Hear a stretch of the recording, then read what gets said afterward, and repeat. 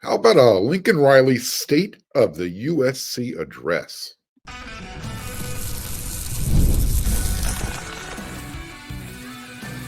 You are Locked On Trojans, your daily podcast on the USC Trojans, part of the Locked On Podcast Network, your team every day.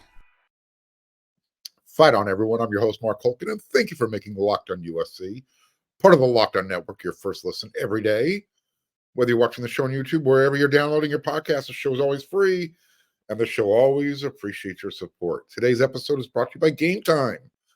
Download the GameTime app, create an account, and use code LOCKEDONCollege for $20 off your first purchase. Terms apply.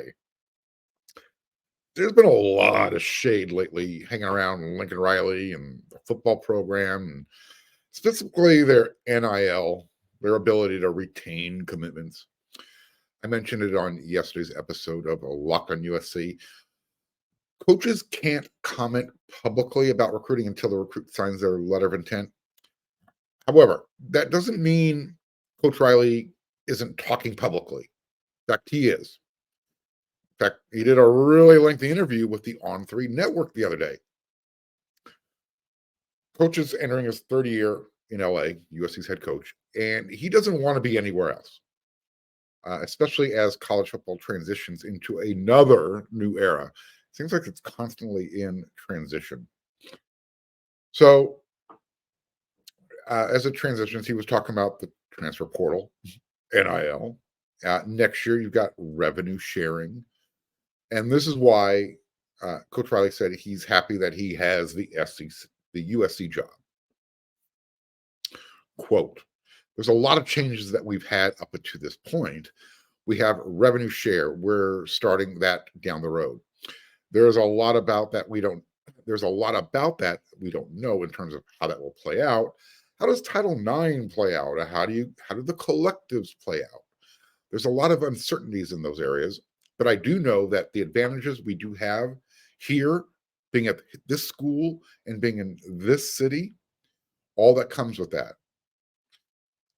I think it puts us in a great place no matter where the rest of the industry goes. We have built-in advantages here that aren't going to get touched and aren't going anywhere. You have one of the most powerful cities in the world. You talk about the city. It's a hub to major industries. It's a hub to the sporting world, to the entertainment world, to the business world. You name it, it's here. You add in the alumni network, that's powerful, and it's kind of the perfect storm. When we took this job a few years ago, it was looking ahead to the places you feel like are going to be in a great place, great shape, no matter how this thing changes, because it is unpredictable. But this place's advantages are not going anywhere. Close quote. What does that all mean? What was Coach Riley saying in that little soliloquy? Now, despite some recruiting losses, it's all true, everything he just said. Think about it. He's talking about the built-in advantages that LA has and how USC has been able to maximize those in its past without NIL and the transfer portal. It's a magnet. Players want to play on the biggest stage, and LA, you're going to be the focus. So think about this. Imagine if New York or Chicago, and I'm not talking about Notre Dame, had traditional major football programs, powers. They'd have those same built-in advantages that Coach Riley was alluding to. LA is unique in the fact that, number one, New York doesn't have it. Take Rutgers, that's what you have. Chicago, you've got Notre Dame. Illinois, sorry, they're not a football powerhouse. So that's what gives LA the advantage. At least that's what Coach was alluding to. But here's the thing: not every single player is marketable, and they're not going to be able to take advantage of those built-in advantages that Coach was referring to. So the recruits and their entourage, they kind of need to understand that not everyone is deserving of a six-figure signing bonus. So while the fans are listening to me talk about this, they're grinding their teeth and making white knuckle fists. Every single time I bring up the fact that a recruit has gone elsewhere, Go ahead, blame USC for not selling their advantages to the recruits. But if you're going to do that, you're going to be silly because they're doing that. You just heard Lincoln Riley talk about their inherent advantages that they have, that they talk about all the time. Think back to USC's roster in 2021. Okay, Lincoln Riley's announced the head coach in November. Now, remember how much this roster has changed in just 2 years using just the transfer portal. Let's also remember there's been a lot of really good recruiting going on too. Quote, what you see on our practice field is a lot different than what it was when we came to LA.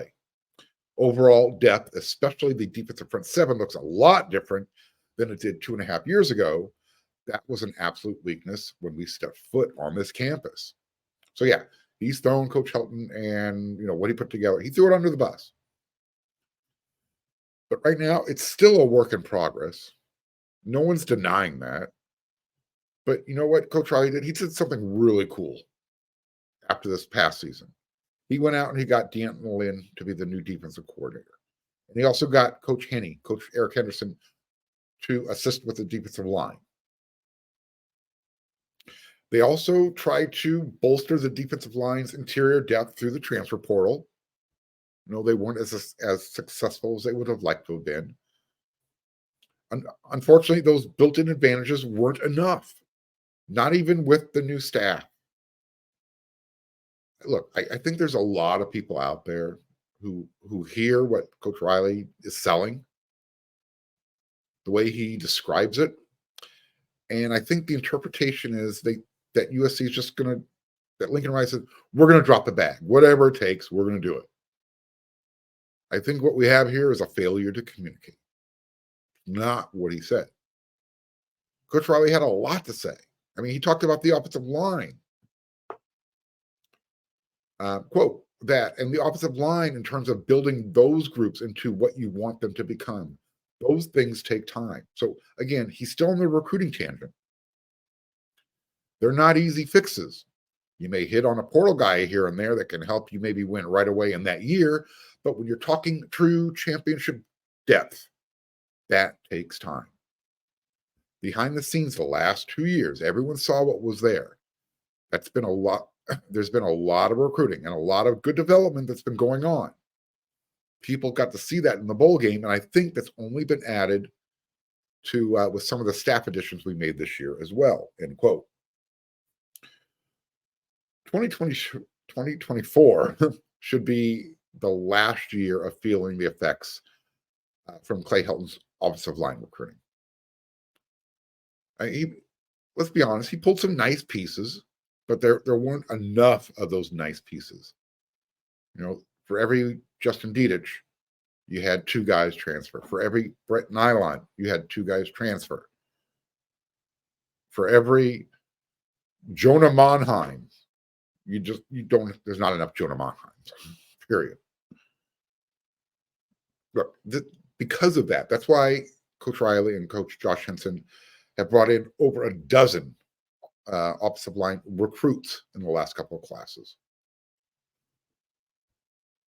Everyone understands the standard at USC is championship or bust, okay? And I have no issue with everyone setting that high bar. Overall, USC sets the bar pretty high. When Coach Riley continued to talk about the state of USC, where we're at today, I think the beauty of this place is the combination of what you get. Such a unique combination. There is really no other comparison in college football. It's Ivy League level academics. It's access to one of the more powerful cities and networks in the world.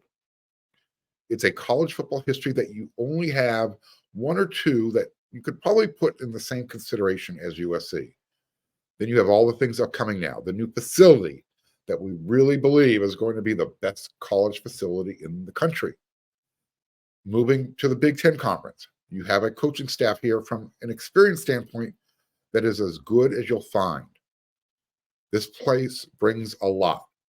We've been trying to check off a lot of boxes in 2.5 years since we've been here to make sure it gets back to where it belongs.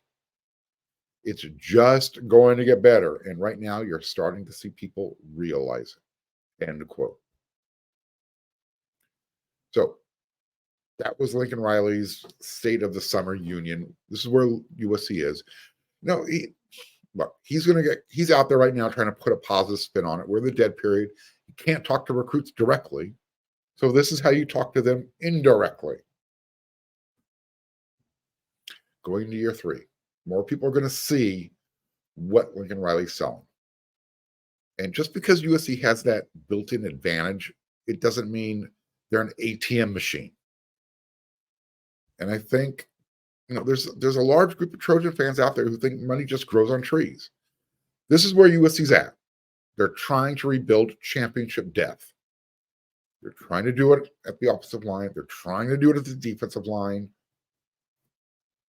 They think they're moving forward by changing defensive coordinators, bringing in Eric Henderson, selling the unique built-in advantages.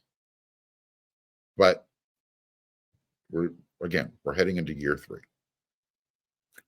We'll see if year 3 sells the vision.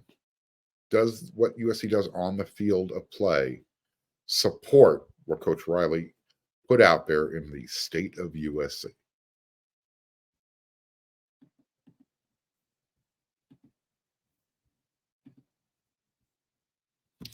Sure, a lot of you spending some time at your favorite Major League Baseball ballpark, right? I did. I was at Dodger Stadium. Go Dyers. That was before all the corporate advertising made going to the games really expensive. And with killer last-minute deals, all-in prices, views from your seat, and their best price guarantee, GameTime takes the guesswork out of buying tickets. See the view from your seat before you buy so you know exactly what to expect when you arrive. With all-in prices, they're going to show your total up front. That way, you're getting a great deal before you check out. And you can buy your tickets in seconds. It'll take you 2 taps and you're done. Trojan fans, we are 67 days away now from USC versus LSU. Do you have your tickets for Vegas? You better. GameTime has deals on tickets right up to the start of the event. And even an hour after it starts, it's the place to find last-minute seats.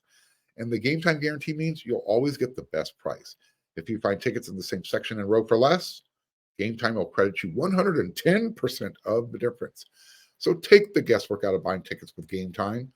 Download the GameTime app, create an account, and use code LOCKEDON for $20 off your first purchase. Terms apply. Again, create an account and redeem code LOCKED like David, O and like Nancy for $20 off. Download GameTime today. Last-minute tickets, lowest price guaranteed.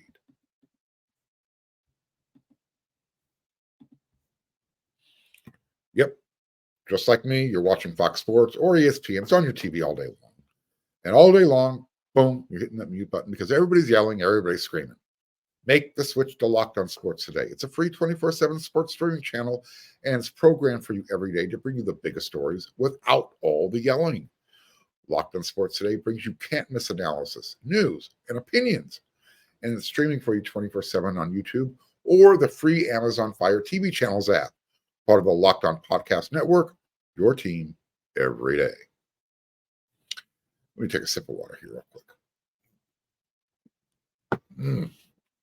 Oh, yeah, that was necessary.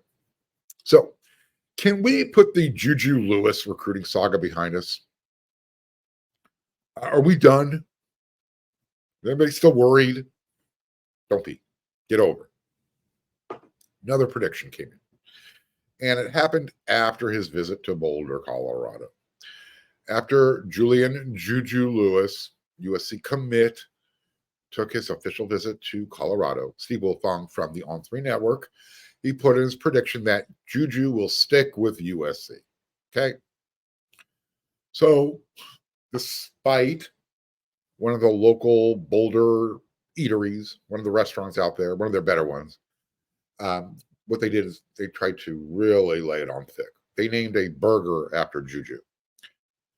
JuJu's Precision Pass Burger hit the menu Friday, and it features 2 patties, shredded lettuce, red onion, bacon, and an A1 sauce aioli. First of all, you don't put mayonnaise and you don't put A1 on your burger. You know what? I don't eat any of that. Give me a Tommy's chili burger. Give me some fries. Let's go. Let's do this. USC doesn't have to name a burger after Julian Lewis. They'll name an All-American plaque. They'll name a Heisman after him. That's what USC will provide. The other team that everybody thinks is in the running, Auburn, they still have an NIL puncher's chance. But again, most feel JuJu will shut it down real soon. Lincoln Riley and the rest of the guys USC are recruiting, they need to hear that publicly, okay? Once and for all. That's why JuJu, that's not why he's going to shut it down, but that's the benefit that USC will get. When JuJu comes out and says, you know what?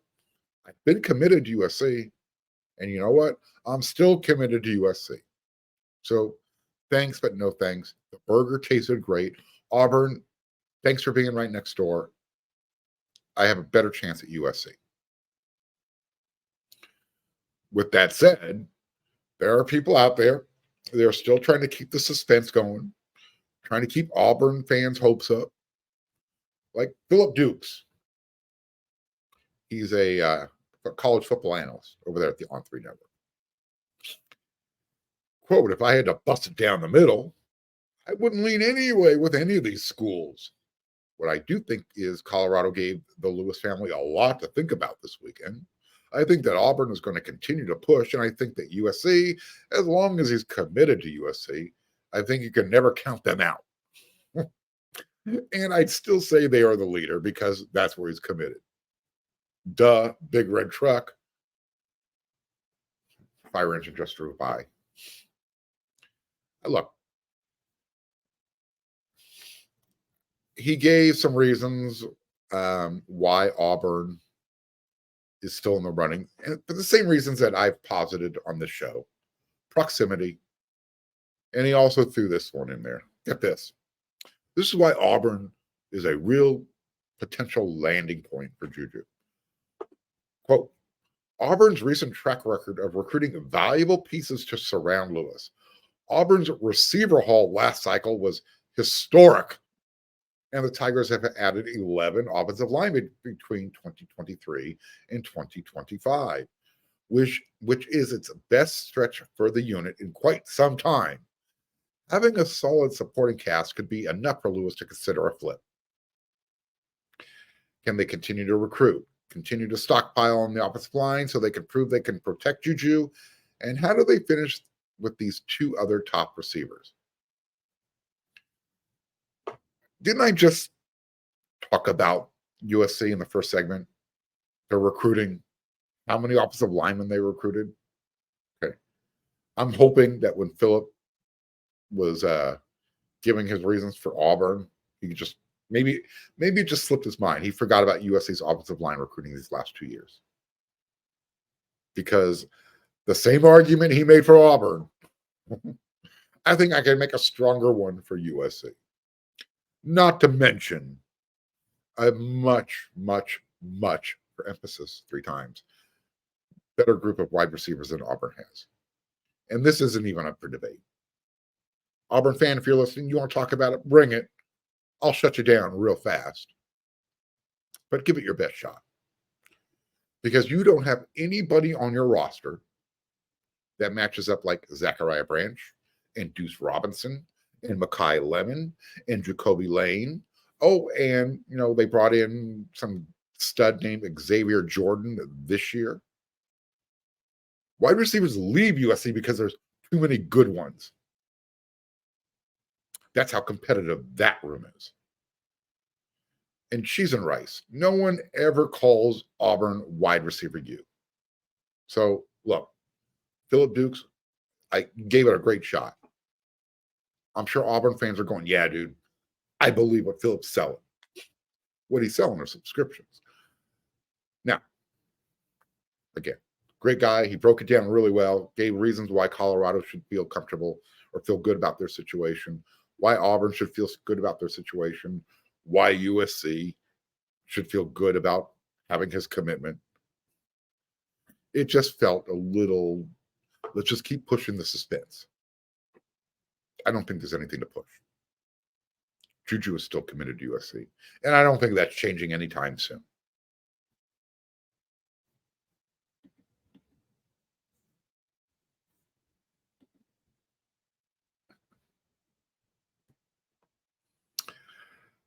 Have you guys noticed anything different about the program since Coach Riley took over? Have you noticed how quiet there hasn't been any real negative team news since he took over the program? And that's a real positive thing. I'm talking about disciplinary type of news, where you're hearing about players getting in trouble off the field and getting in trouble with the law, that type of stuff. It didn't happen often under Coach Helton's watch. And again, it's a positive for Coach Helton. He was a safe pick. That's why they went with him. But it's been pretty much non-existent under Riley. Now, let's not be naive. I want everyone to be aware. I keep a lot of news to myself. A lot that people send me. And the reason they do that is they know that I'll use discretion. I'm not going to put anyone or the team in a situation that they have to answer for. I brought things up in the past, as far as guys, being late for a workout. When I mean being late, I mean showing up just in time. And I've talked about how the team handles it internally. Players make sure that the player who's doing it gets the message and doesn't do it again. So it got me thinking. USC's moving to the big conference this season. And with so much on the line defensively, especially for Coach Riley, he knows that this is kind of a fork in the road moment for him, especially after what happened last year. He's not that hot commodity anymore. He's still one of the top coaches in college football. Don't mistake that. Has some of the shine come off? Sure. But he's still one of the guys 90% of the programs out there would go for. Now, so again, so much is on the line this year, especially with the defense. And with the need for the team to just play well, to look good, because that's going to generate more recruiting interest, more enthusiasm. So it got me thinking that the last thing Coach Riley needs this offseason while he's, working on recruiting, getting the team ready for this upcoming season, the last thing he wants to deal with is any type of team discipline news, right? So let me throw out this hypothetical. Let's say there were a couple of guys on the team. Been around the block a few times. Okay, they're not freshmen. And let's just say they weren't being the best team leaders. Not doing anything nefarious.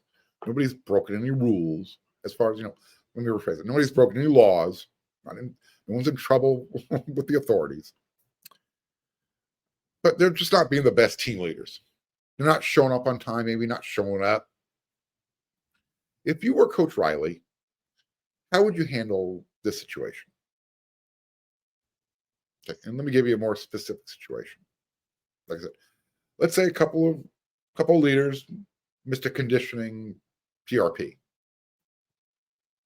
And when they were being contacted, their response time probably took a little bit longer than it should have. I guess they wanted to, whatever they were doing, they wanted just to keep it private. They wanted to preserve their privacy. Okay? I'm an analogy guy. I like to tell stories, little anecdotes. I remember when I was around their age, a couple of years younger, actually, because I was still living at home, mom and dad. When I wanted my privacy, you know what I did? I shut my bedroom door. That left mom and dad just yelling into the abyss. They were yelling at me. They were, door slam. That was my privacy. Well, one time, I guess I stepped over the line and they understood how much I valued my own privacy. Dad's like, you know what? You're not getting that. I'm taking the door off its hinges. It's like, damn. It sent a message. I understood. So what if Coach Riley used a similar discipline measure in a similar situation? I was thinking, what if Coach Riley took the hinges off these players' doors? Took the doors off these players' hinges. Got that backwards. Sorry. In other words, said, you know what? For a semester, you have to move back on campus. I'm taking away your privacy to your living arrangements. And when I say back on campus, I mean you got to live in the village. USC's campus housing, it doesn't suck, okay?